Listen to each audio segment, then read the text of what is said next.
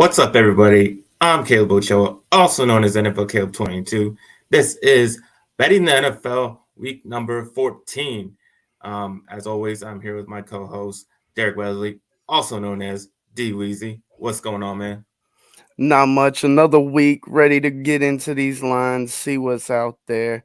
You know, coming off of a bit of a bad week, but looking to recover, looking to get more money, you know, chasing them W's. They're out there. We're going to find them. I also didn't have a great week, so I'm looking to bounce back this week. But before we get to our bets for the week, we're going to recap what happened last week. And I will start with what happened with the favorites. Straight up, they went week. They went 11-3-1. Overall, they're 121-72-2 against the spread. The favorites did nice. 8-7 overall. They're 83-105-7. So we got a little bit trend leaning towards the favorites winning.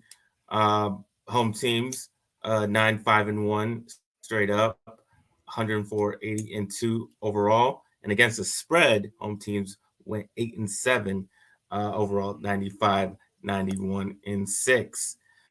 And then over and under, we got the unders getting a little bit of an edge, 7-8. And then overall 83, 110 into. So we got a little bit trending towards the favorites and a little bit trending towards the unders. So what do you think about that? It's reaching that time of year where we see teams trying to separate themselves, lock up seeds. So your better teams in the league, your top five teams, wins now are just as important to trying to lock up that first round bye, just as much as it would be in trying to win a close division. So just because some of these teams don't have another team, snipping at their heels in that division race, doesn't mean that going out and getting these W's isn't just as valuable in the end. All right. Now we will get to the biggest upset of the week. And there wasn't a lot of upsets this week. This was the biggest upset, but it was kind of a small upset as well. But the Kansas City Chiefs at the Cincinnati Bengals. Bengals were getting plus 2.5. Money line was plus 114. Final score was 24-27. And once again, Joe Burrow gets the best of Mahomes and the Chiefs, beating them for the third straight time.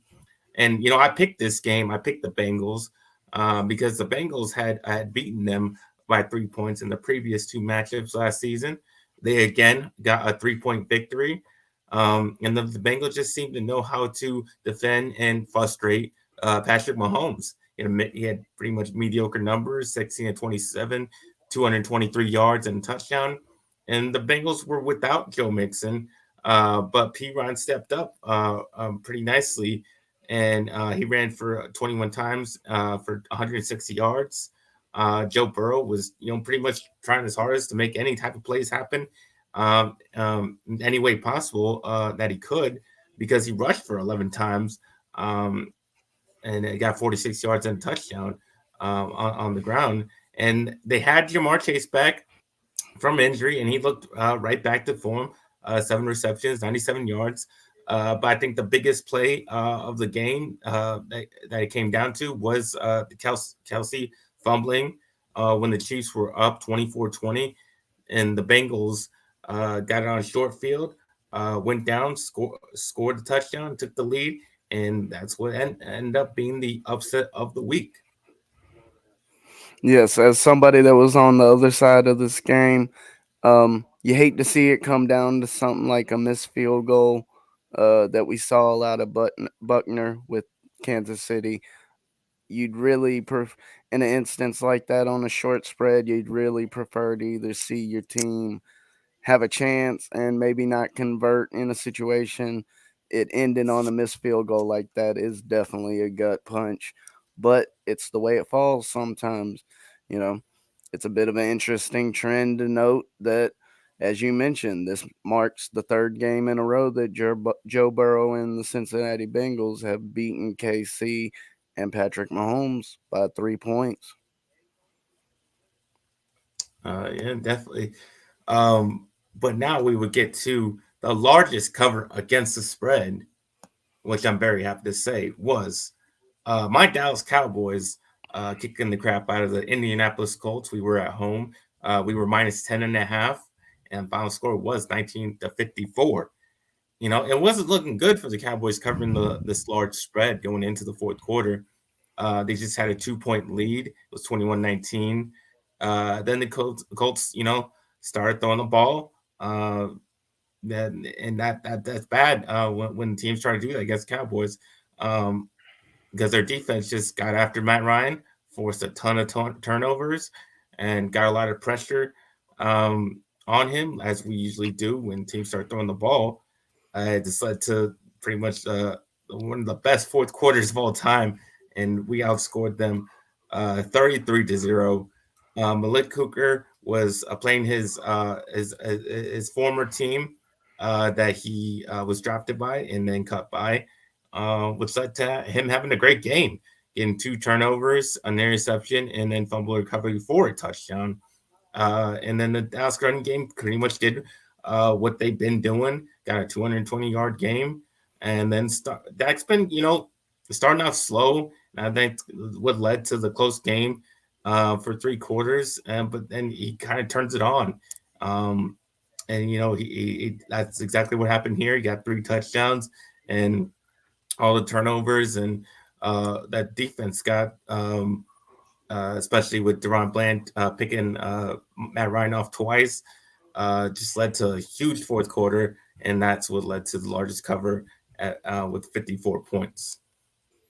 Yes, this was definitely an interesting game.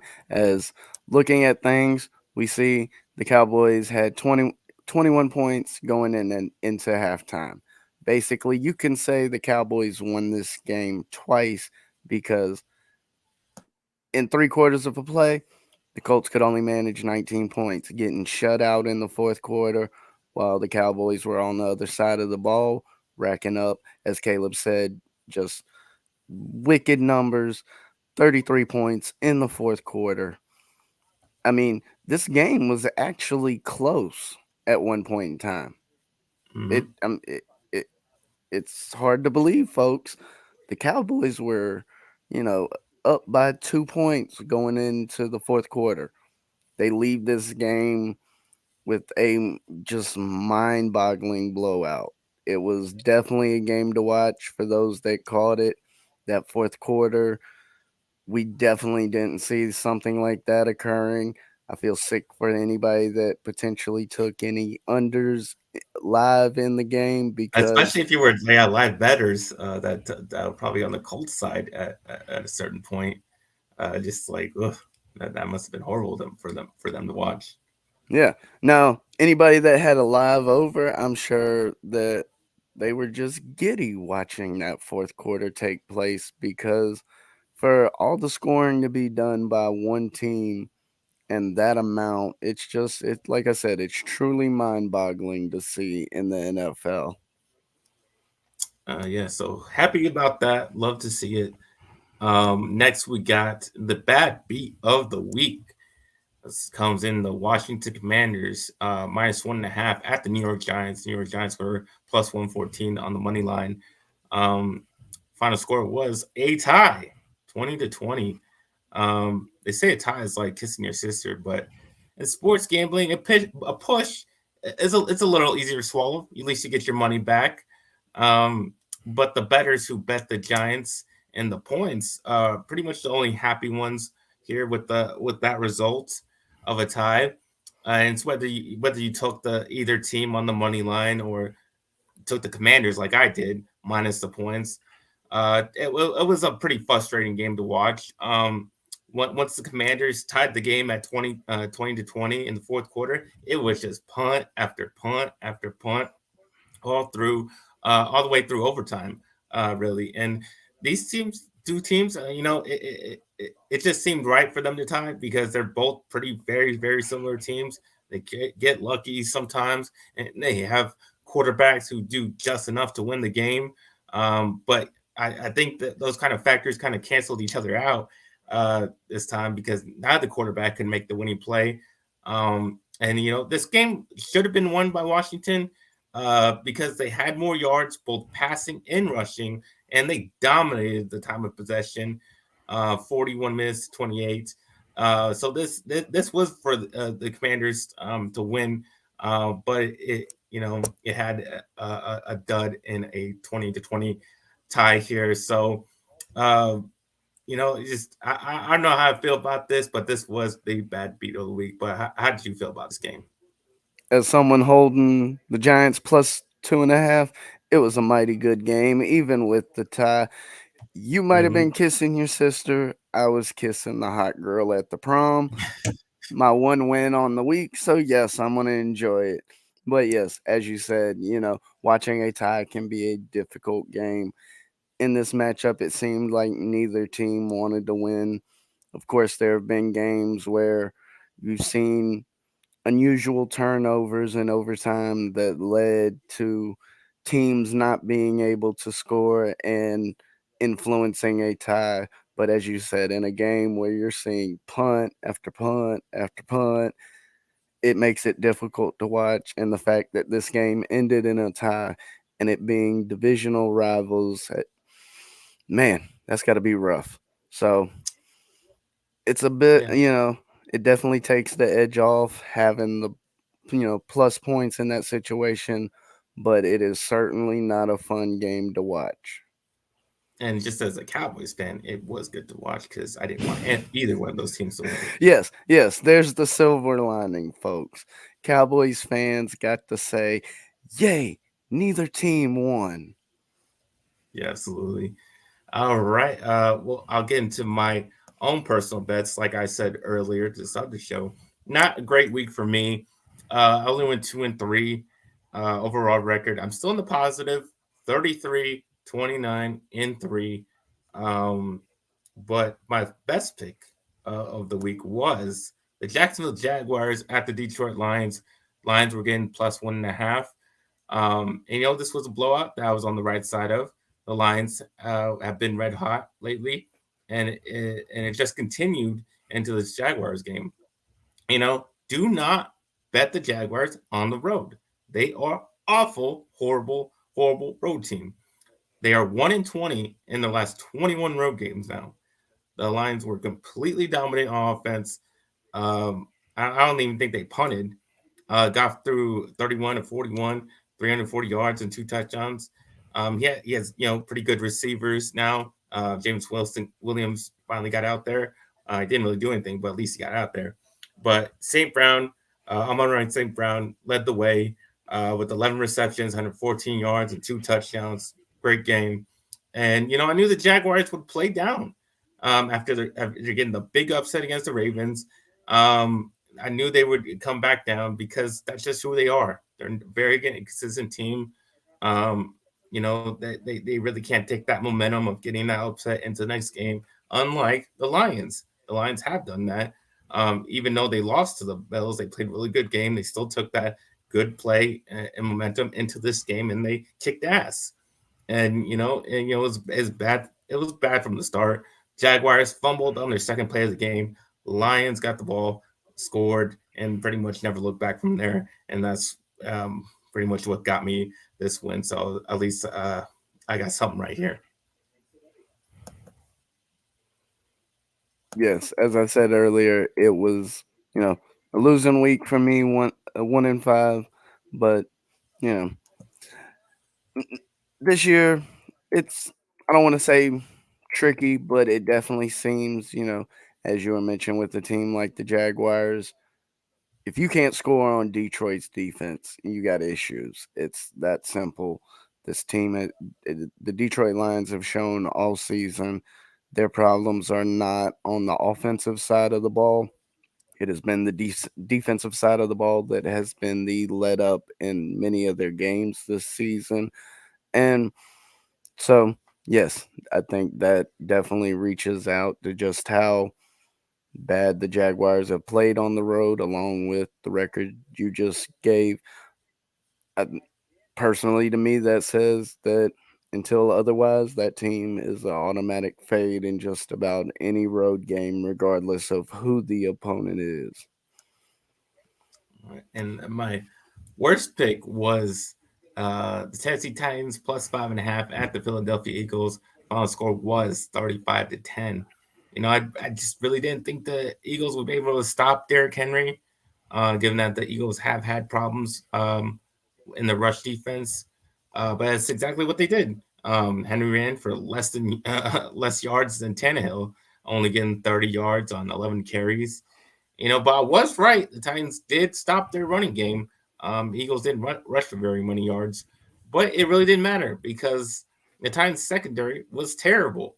There was wide open Eagle receivers all game long, um, which led Hurts to throwing for 380 yards, 3 touchdowns. Both Brown and Smith total for 13 receptions, 221 yards, and 3 touchdowns. Just complete domination by the Eagles. And that's really what happens when the Titans can't get the run game going. They have to rely on Tannehill, and he's just not going to get it done for them. And that's why they got blown out here. Yes, and also early in this game, it did not help that their number one wide receiver, rookie Traylon Burks, went out with. I saw the hit live watching the game. I don't want to say concussion, but clearly concussion related symptoms. If you watch the play, it looks like he was knocked out on the spot. Props to him, held on to the ball, first career TD. You know, shout out to Jerry Maguire, you know, making the catch in the end zone, getting knocked out. Yeah, don't touch me. Don't touch me. Just give me a second. Let me enjoy this. Like, because he was out. But I do think this had a great effect on how Tennessee was forced to call the game offensively, being forced to rely more on the running game, making themselves one dimensional, thus allowing Philly to focus in on trying to shut down Derrick Henry, which they were able to do. It also didn't help that AJ Brown's revenge game was just that, a revenge game that quite possibly was maybe not the direct reason, but the straw that broke the camel's back and led to the GM for the Titans being fired a few days ago. Yeah, and like I said before, this was a tough week to last episode I said was a tough week to bet. I had a rough week, you had a rough week, and that I kind of expected that because it was such a lot of games were tough matchups to bet. So that's kind of what happens sometimes. It's just a bad betting week overall. Um, so yeah, so hopefully we have a better week this week, and I feel it. I feel like it's gonna be a good week. But before we get to our picks, we like to help you out, win some money. We do that, try to do that every single week. If you can help us out by hitting that like button, subscribing to the channel if you have not. Obviously, we're on the new channel now. You can subscribe to the our main channel, the Let's Get Ready Network. Obviously, go do that if you have not already. And if you really want to support us, please you can join our Patreon. The link is in the description down below, and just join whatever tier that suits you. Um, that's off now.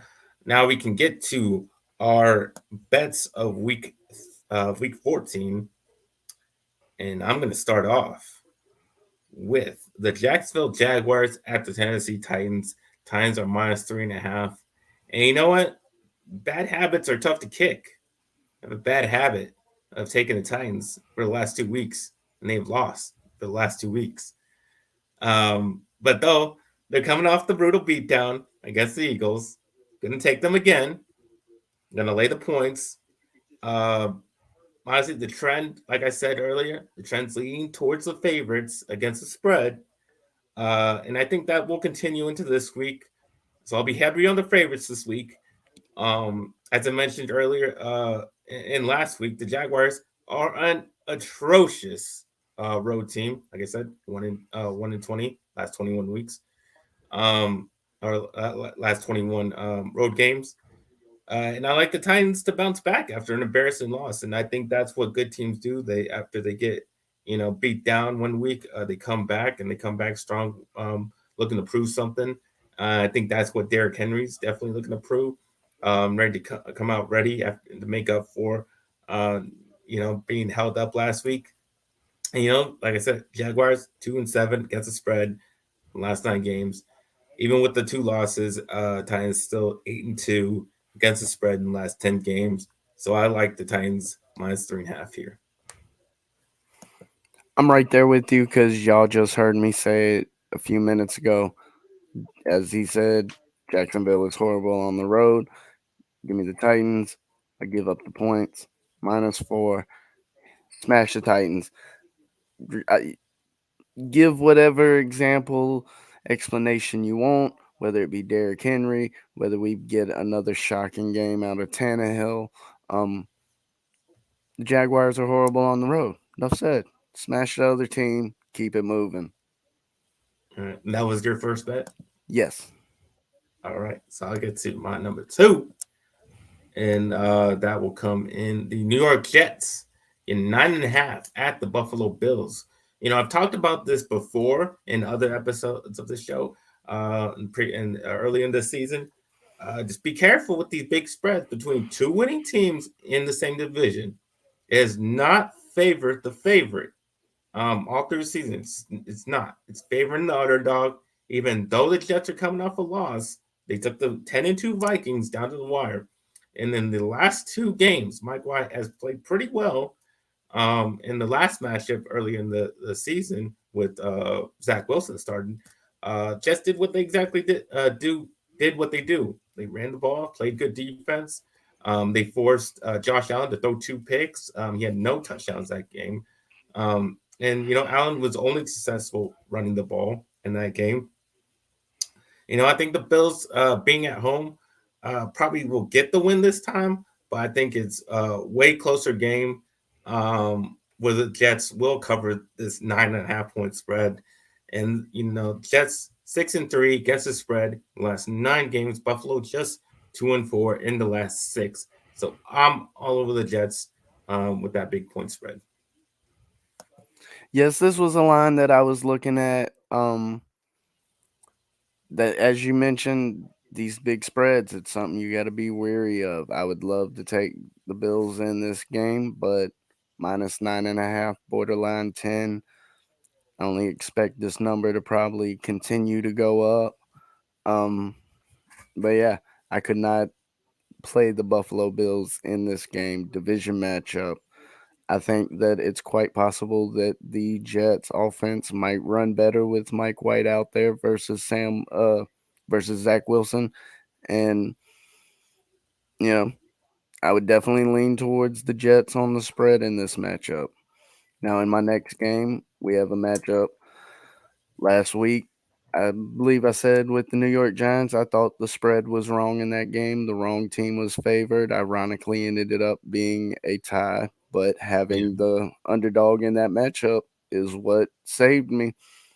Looking at things, we got the Minnesota Vikings taking on the Lions, and the Minnesota Vikings are +2.5.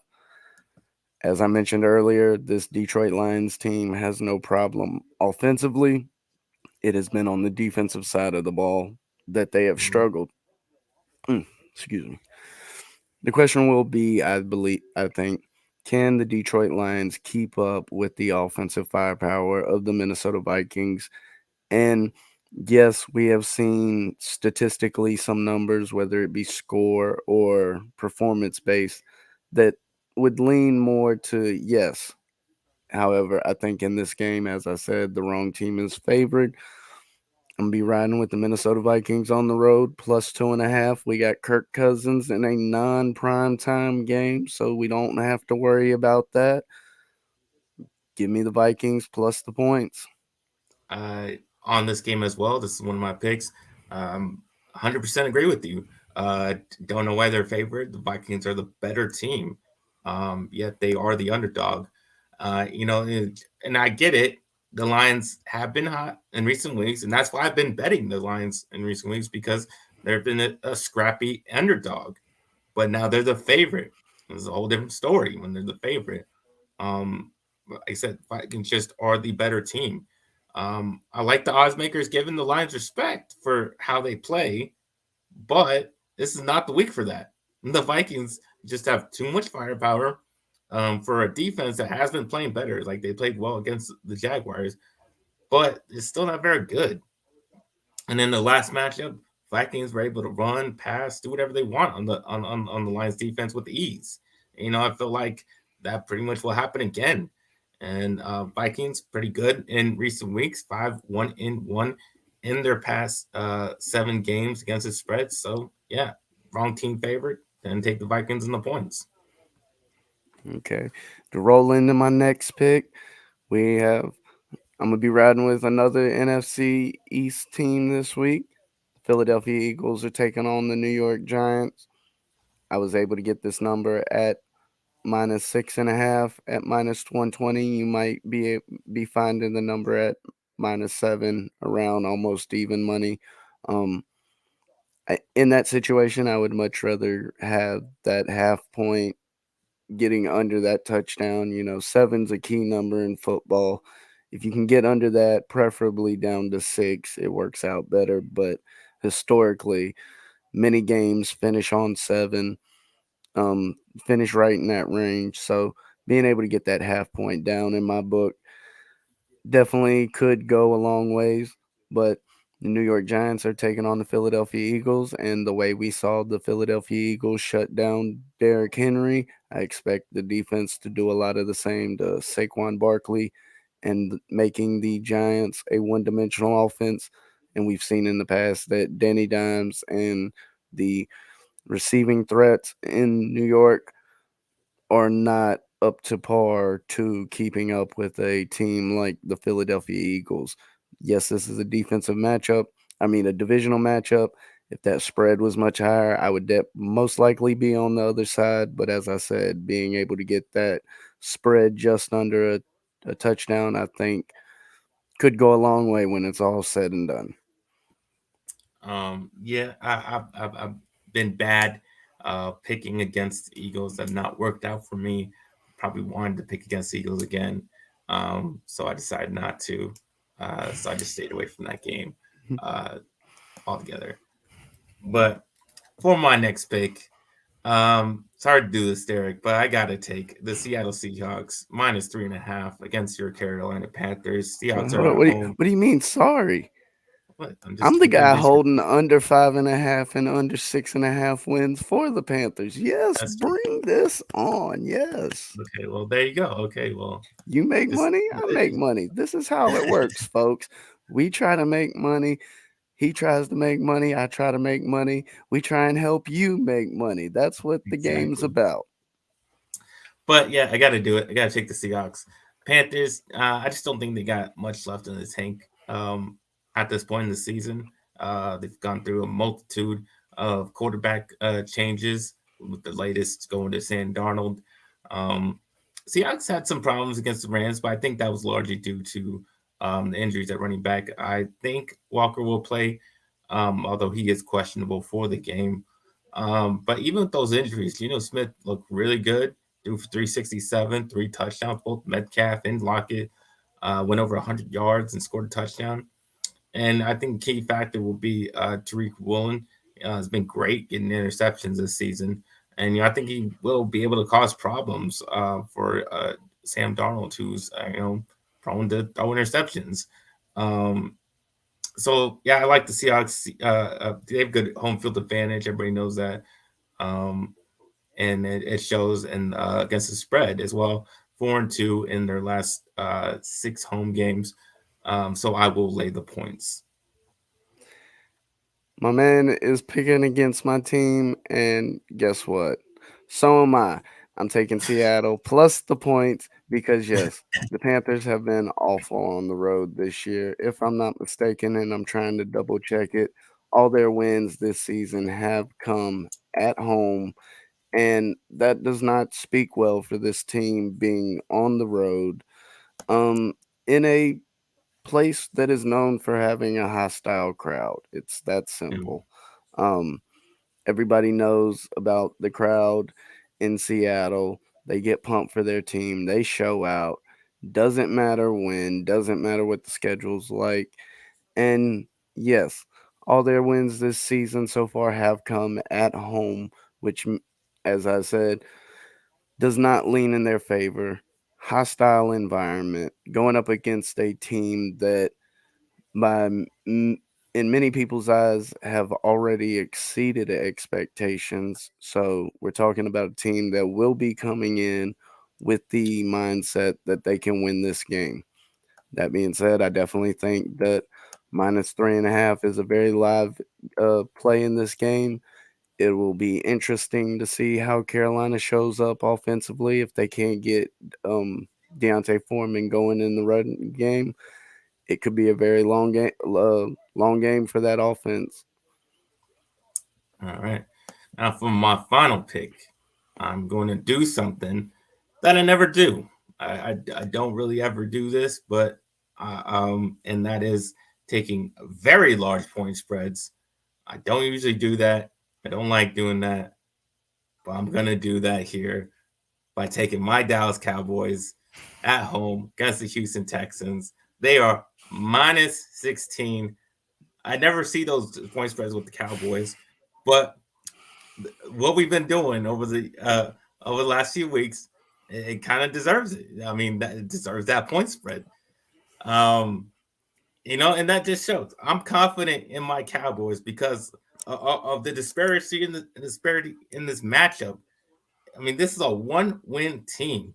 I mean, this is not a good. This is the worst team in the NFL, and we've been playing really great. We just scored 54 points just last weekend. We've scored 40 plus points in the last 3 out of the last 5 games. So we are very capable of covering the spread against this crappy Houston Texans team.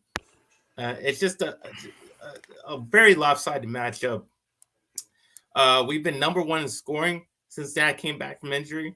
The Texans have one good player, as Damian Pierce. And if the Cowboys can contain him, the Texans really got nothing else. I mean, they don't. I mean, I don't know if they're going to start Mills or they're going to start Kyle Allen. It doesn't really matter. Oh They no, got nothing. actually, I did see they will be starting Davis Mills in this game. But like I said, it does not matter because Michael Parsons and our defense is going to get after him, and it's not going to be a good day for him. Um, you know, it's just we're gonna do it. We're gonna blow them out. We're gonna put 40 on them, maybe 50. Who knows? Um, and they're not gonna score many themselves. And finally, Houston is 1-6 against the spread. Last 7 games, Cowboys 8-3 in the last 11. Like I said, don't normally do it. I'm gonna do it this week and take Cowboys -16. Yes, in this game, I need to know who put up the wrong line. Is there a bowl game going on in Jerry's world and they accidentally put up the college spread for the Cowboys game? Is, you know, is the Houston Cougars taking on somebody in, some postseason play? Because this is a college spread, folks. This is the NFL. You do not see 16.5 go up on the board. This is Mm-hmm. truly insane.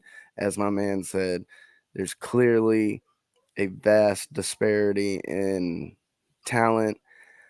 I'd love to give you a whole bunch of reasons why Houston might have a chance to cover this number, but if there's any team out there that knows how to tank, the Houston Texans are that team.